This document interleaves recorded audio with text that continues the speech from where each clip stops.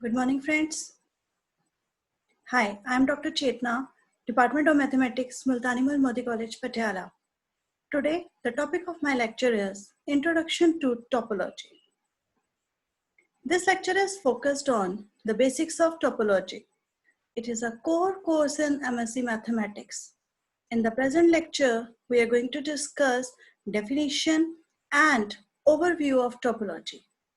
The books which could be referred for this lecture are as follows: W.J. Parvin, James Monkers, K.D. Joshi. Topology is a combination of two words, topo and logos, which means the study of surfaces. Basically, topology means to study the surfaces. Then, the first question arises in our mind is why there is a need to study this branch.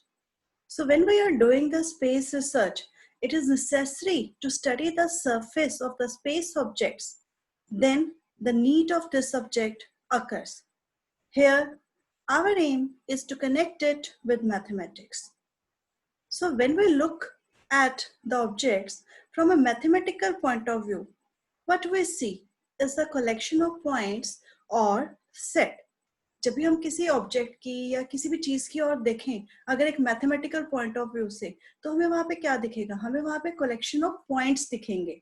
भी कुछ points को आपने आपस में जोड़ दिया, जैसे अगर मैंने कुछ पॉइंट्स को जोड़ दिया तो क्या बन गई? लाइन बन गई। उन लाइनों को जोड़ दोगे आपस में तो आपके पास और कई तरह की सरफेसेस आ जाएंगी। या फिर हम अपने आसपास जितनी भी चीजें देख रहे हैं, चाहे हम अपने घर में बनने वाली दीवार को देख रहे हैं, तो आप देख रहे होंगे कि एक एक ब्रिक को जोड़ा जाता है तो वो दीवार जो है वो आपके सामने आ जाती है। तो बेसिकली वो दीवार क्या होगी?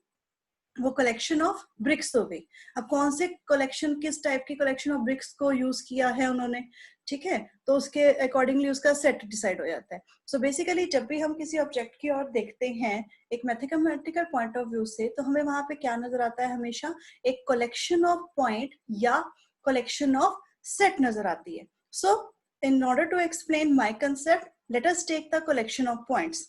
सपोज मैंने यहाँ पे एक सेट एक्स ले लिया, a, b, c, उसमें 3 पॉइंट्स ले लिए, ठीक है ना। Now we know that this collection can give us different structures, क्योंकि हमने कंसेप्ट पढ़ा हुआ है सेट थ्योरी का। तो सेट थ्योरी के कंसेप्ट में हमने देखा है कि अगर कोई भी सेट हमारे पास हो तो हम उसके सबसेट्स फाइंड आउट कर सकते हैं, पावर सेट बना सकते हैं वहां से। तो पावर सेट क्या होता है? It is a collection of all the subsets. तो जितने भी एलिमेंट्स और सेट के पास आ जाएंगे, इसका मतलब 2 की power n number of subsets जो है वहां पे क्या कर जाएंगे? एग्जिस्ट कर जाएंगे। तो जितने नंबर ऑफ सबसेट्स वहां पे एग्जिस्ट करेंगे तो उन सबकी कलेक्शन से मैं क्या कर सकती हूँ? आगे number of collection of set create कर सकती हूँ। जैसे मेरे सामने एक्स पड़ा हुआ है यहाँ पे, a, b, c। अब a, b, c से मैं क्या कर सकती हूँ? इसके सबसेट्स कैसे होंगे? 5 होएगा, a होगा, b होगा, c होगा, a, b, b, c, a, c, a, b, c होगा। अब मान लो मैंने एक सेट क्रिएट कर लिया जिसमें 5 आ रहा है और a आ रहा है। एक सेट मैंने कलेक्शन क्रिएट कर ली जिसमें 5 a और b आ रहा है।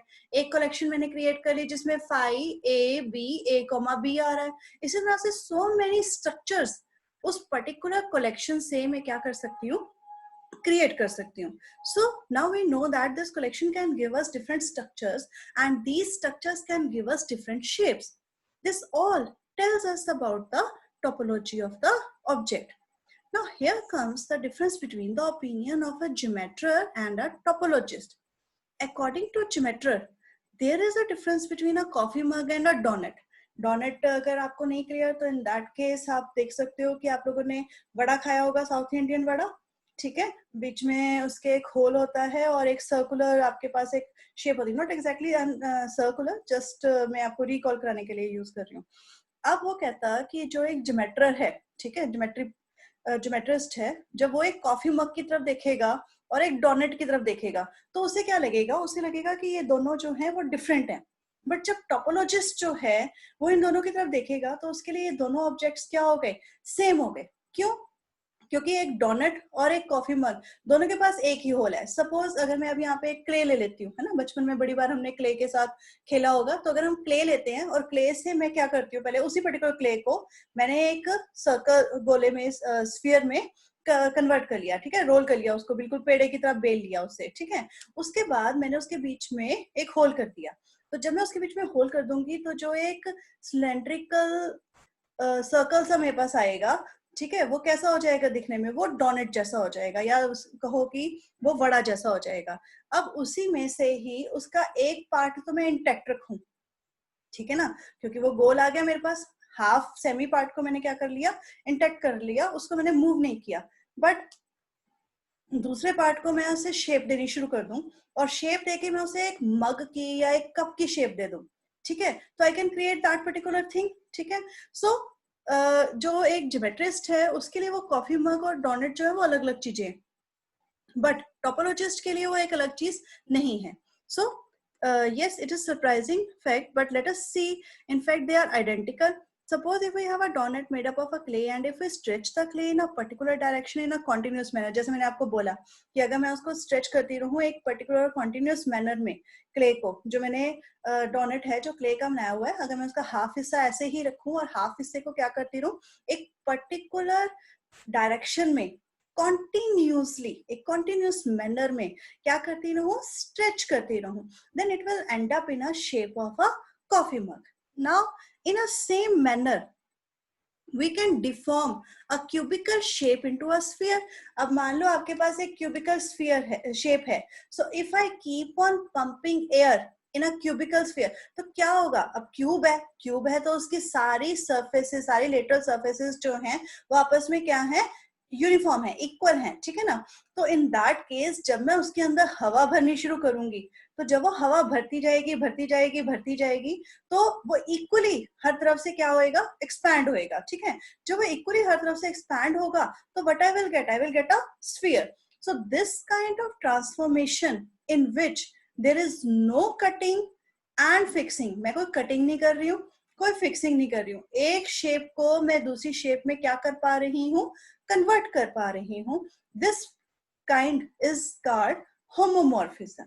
If any two objects are homeomorphic to each other in the field of topology, then they are considered to be identical. अगर टोपोलॉजी की फील्ड में हम किसी भी एक ऑब्जेक्ट को शेप अप करके किसी दूसरी फॉर्म में बिना कटिंग और फिक्सिंग किए, मतलब मैं अपनी तरफ से कोई चीज उसमें ऐड ना करूं और कोई चीज उसमें से कट ना करूं, जो मेरे पास है उसी को ही यूज करके मैं वहां पे क्या करूं, एक न्यू शेप क्रिएट कर दूं, तो इन दैट केस दोनों के इंग्रेडिएंट्स जो है वो आपस में क्या हो जाएंगे, सेम हो जाएंगे। सो हम उन दोनों ऑब्जेक्ट्स को क्या कह सकते हैं कि they are identical to each other. जैसे हमारे घर में होता है कई बार, ठीक है ना, वही सेम रेसिपीज होती हैं, वही सेम आटा होता है हमारे पास, कुछ लोग उसी आटे से क्या करते हैं, केक बना लेते हैं, कुछ लोग उसी कटोरी आटा से आटा गूंथ के रोटी बना लेते हैं। तो बेसिकली उन सबके लिए जो कंटेंट यूज हुआ वहां पे वो एक पर्टिकुलर अमाउंट ऑफ आटा ही यूज हुआ। सो जो दो चीजें वहां पे बन रही हैं अकॉर्डिंग टू अ टोपोलॉजिस्ट, वो दोनों चीजें क्या हैं, सेम है। Further, we also know that being homeomorphic to each other is an equivalence relation on the class of all objects. This is the fundamental relation according to which objects are classified in topology. The property of the subject which does not vary under homomorphism is said to be topological in nature. मतलब वही जैसे मैंने आपको बोला कि जब मैं एक एलिमेंट को किसी दूसरे में कन्वर्ट कर रही हूँ without any cutting, without any fixing, और उसकी जो बेसिक प्रॉपर्टीज हैं उसमें चेंज भी नहीं आ रहा। जैसे मैंने अभी आपको एक एग्जांपल दी कि हमने घर में एक कटोरी आटा लिया, अब जो आटे की न्यूट्रिशन वैल्यू है, चाहे वो फुल्का बन के आपके सामने आए, चाहे वो केक बन के आपके सामने आए, उसकी जो न्यूट्रिशन वैल्यू है वो खत्म नहीं हो रही है, वो वही की वही एग्जिस्ट कर रही है। तो इन दैट केस वो दोनों के दोनों क्या हो जाएंगे, आपस में टोपोलॉजिकल हो जाएंगे in nature. In topology, we always consider a pair, say x comma t. In this pair, the first element is a non-empty set and the second element forms the collection of the subsets of the first. जो first है, ठीक है, कोई भी हम एक non-empty set लेंगे और जो second element होगा यहाँ पे वो क्या होएगा, उस सेट के जो सबसेट्स हैं उनकी कलेक्शन से बनेगा। मतलब पहले हमें एक सेट होना हमारे पास जरूरी है, मतलब जैसे मैंने x कोमा ट बताया तो x क्या होगा, x एक नॉन एम्प्टी सेट होगा, और ट क्या है, ट हम यहाँ पे एक डमी वेरिएबल यूज कर रहे हैं, ये डमी वेरिएबल कुछ भी हो सकता है, बट एज फ्रॉम, तो ये चीज एज इट इज फिक्स हुई हुई है, हम इसे एज स्टैंडर्ड एक नोटेशन है जिसे यूज कर रहे हैं, इसलिए ट को यूज किया जाता है जब हम किसी भी टोपोलॉजी को रेफर कर रहे होते हैं। जैसे एन हमने फिक्स कर दिया नेचुरल नंबर्स के लिए, आर रियल नंबर्स के लिए आर फिक्स हो गया, तो इन अ सेम वे टोपोलॉजी जब हम क्रिएट करते हैं तो हम उसके लिए एक स्टैंडर्ड नोटेशन ट यूज करते हैं, but it is just a dummy variable. So basic बात क्या है कि आपके पास दो चीजें होनी चाहिए, एक नॉन एम्प्टी सेट, ठीक है, और दूसरा आपके पास उस नॉन एम्प्टी सेट के सबसेट्स ले लिए हमने, उन सबसेट्स की कलेक्शन के द्वारा जो एक सेट बनेगा वो होना चाहिए। तो इन दोनों के द्वारा हमारी टोपोलॉजी जो है वो क्या होती है, क्रिएट होती है। और when second element satisfies some particular conditions, then the second element is called the topology of the first element, and the first element is called the topological space. So here comes the definition of a topological space. Take a pair, जैसे मैंने pair की बात की यहाँ पे कि एक हमें एक नॉन एम्प्टी सेट लेना है जिसका नाम हमने एक्स रखा, और उस सेट के सबसेट्स की कलेक्शन के द्वारा बना हुआ जो एक सेट है उसका नाम हमने क्या रख दिया, ट रख दिया। So here X is a non-empty set and T is a collection of subsets of X. Now for T to be a topology, following conditions to be satisfied. Number one, empty set and the space. जो space हमने ली यहाँ पे, मतलब जो non-empty set हमने वहाँ पे लिया वो, और empty set दोनों के दोनों हमारे T को, topology को belong करने चाहिए। दूसरा, the union of any members of a set in T is contained in the set T. That is कि अगर मेरे पास कोई भी, जैसे मैंने पीछे एग्जांपल ली थी कि हमने एक सेट लिया था x is equal to a, b, c, तो ट जो टोपोलॉजी है वो क्या बनेगी, उसके सबसेट्स की कलेक्शन के द्वारा बनेगी। अब मान लो अगर मैंने कलेक्शन वहां पे कैसी बना ली, एक तो फाइव और x होना जरूरी है टोपोलॉजी के लिए, 5x को हमने वहां पे रख लिया, ठीक है। दूसरा एलिमेंट सपोज मैं कोई भी ले लेती हूँ, वहां मान लो मैंने ले लिया a ले लिया, और दूसरा एलिमेंट मैंने a, b ले लिया।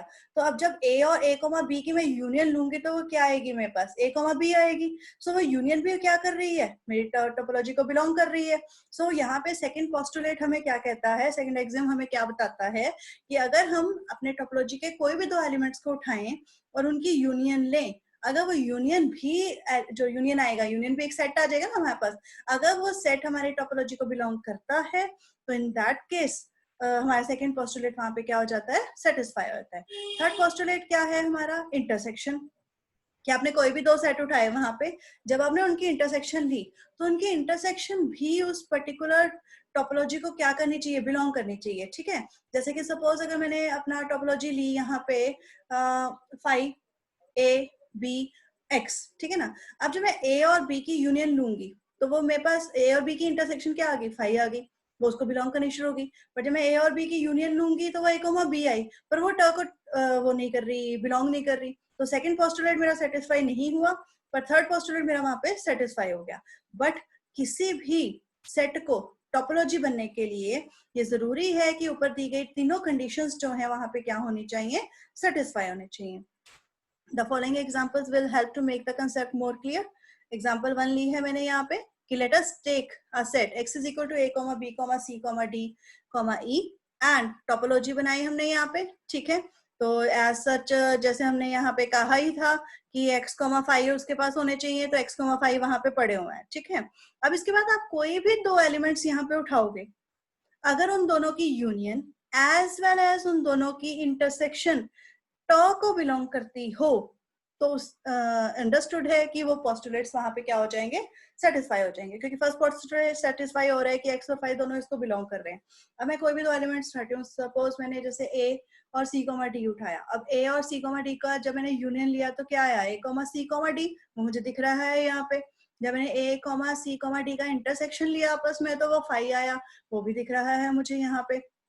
सो ट जो है वो यहाँ पे टोपोलॉजी फॉर्म कर रहा है, क्यों, क्योंकि यहाँ पे जब तीनों पोस्टुलेट्स, फर्स्ट पोस्टुलेट कि 5 empty set as well as the space itself दोनों बिलोंग करनी चाहिए ट को। दूसरा, आप टोपोलॉजी के कोई भी दो एलिमेंट्स को उठाओ तो उनकी यूनियन एज वेल एज उनकी इंटरसेक्शन जो है वो इसे क्या करनी चाहिए, बिलोंग करनी चाहिए। अगर वो बिलोंग कर रही है तो इट इज अंडरस्टूड कि ये ट जो है वो टोपोलॉजी फॉर्म कर रहे हैं। तो यहाँ पे हमने देखा कि यूनियन भी जो है वो बिलोंग कर रही है एंड सिमिलरली इंटरसेक्शन भी जो है वो यहाँ पे बिलोंग कर रही है। Hence all the three conditions according to the definition of a topology are satisfied, and hence we can say that according to the definition TER is a topology on X. किसी भी चीज में it is important to understand the concept of understand the concept as well as the definition, because definition will lead to the result. So let us take another example. यहाँ पे मैंने एक और example ली जो मैंने पहले भी डिस्कस की अभी आपके साथ कि x is equal to a comma b comma c. अब टोपोलॉजी हमने यहाँ पे क्या बनाई है कि x comma 5 a comma b. So अब यहाँ पे आप देखो ध्यान से कि x और 5 तो इसको बिलोंग कर रहे हैं, a और b को मैंने लिया यहाँ पे. अब a और b को जब मैंने यहाँ पे लिया तो a और b की इंटरसेक्शन जो है वो तो यहाँ पे बिलोंग कर गई, ठीक है ना, 5 आ गई. बट a और b की जो यूनियन है a कॉमा b वो यहाँ से बिलोंग नहीं कर रही है. So according to the definition जो सेकंड पोस्टुलेट है वो यहाँ पे सेटिस्फाई नहीं हुआ. हेंस ये सेट जो है वो टोपोलॉजी फॉर्म नहीं कर रहा. सो आई होप आपको मेरा ये लेक्चर जो है वो समझ आया होगा. इस लेक्चर में मैंने आपको सिर्फ टोपोलॉजी के कंसेप्ट को इंट्रोड्यूस किया है और उसकी डेफिनेशन को एक्सप्लेन किया है. In next lecture I will discuss about the types of topology. Thank you.